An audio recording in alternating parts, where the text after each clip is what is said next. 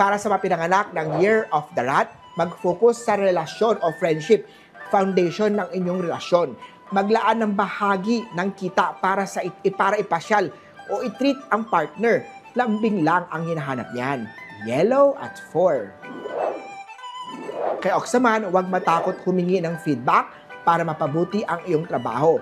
Oo, magaling ka sa trabaho mo, pero maging humble naman ng konti.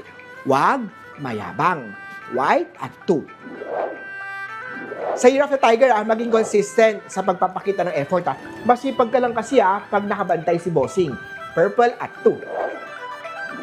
Sa Year of the Rabbit naman, huwag magmadali sa mga desisyon pagdating sa pag-ibig. Pag-isipan, mabuti yan. Orange at 1. Kay Dragon naman tayo, iwasan masangkot sa mga komplikadong relasyon. Tandaan na may karma ang bawat ginagawa natin sa buhay. Purple at 4. Sa Snake naman tayo mag-ingat sa masasakit na salitang binibitawan. May conflict sa love life na maaaring sumira sa pagsasamahan. Maglagay ng mga feng shui double fish na charm sa kwarto para sa swerte sa relasyon. Bilhin ng mga lucky charm, ipa-feng shui ang bahay kay Master Hans Kua. Black at 3. Sa mga pinanganak ng Year of the Horse, ang pagiging positive sa trabaho ay makakatulong sa productivity mo. Huwag samahan ng mga lambing ang work. Kung trabaho lang muna tayo. Brown at 7. Kay Goat naman tayo, iwasan ang pagiging sobrang selosa, magtiwala sa partner o kapartner mo. Blue at 9.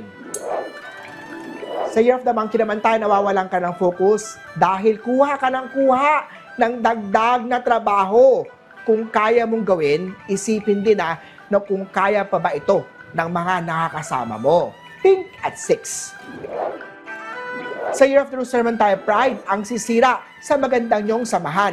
Ibaba minsan ang pride mo. Yellow at 4. Kay Dog naman tayo, maglaan ng oras para sa hobbies na nagpapasaya sa'yo. Ganon din sa career mo. Piliin ang work na ini-enjoy at masaya ka. Hindi yung lalo pang nagpapabigat ng kalooban mo. Green at 8. At kay Year of the Pig naman tayo, isipin ang mga sakripisyo ni partner. Pagod lang yan. Magpahinga at saka mag-usap ng mahinahon. Palakasin ang love life energy nyo sa kwarto. Maglagay ng rose quartz. White at muli po ito po yung mga gabay patnubay para at prediction lamang ni Master Hans Kua. Nasa inyo mga kamay, nasa lalay ang inyong tagumpay.